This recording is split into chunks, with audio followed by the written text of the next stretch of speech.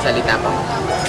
Mga kapuso, iilan na lamang po ang nananatili dito sa Basilica Minore, pati na rin po sa nakikita natin doon sa Funeraria Imperial, ang mga Nagueño nakapagpaalam na sa kanilang minamahal na Mayor Pogi, kilala rin bilang si Secretary Pogi.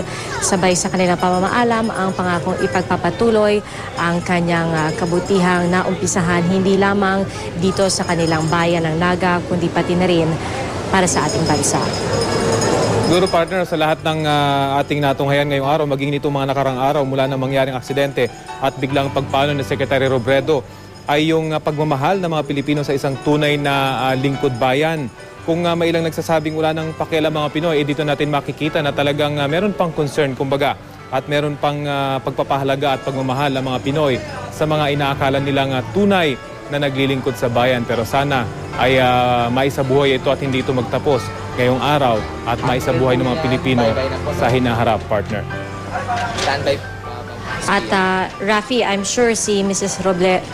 Robredo, pati na rin ang kanyang mga anak, talagang ang kanilang nais makita ay hindi masayang lahat ng naumpisahan ng kanilang padre de pamilya para sa Naga at para sa ating bayan.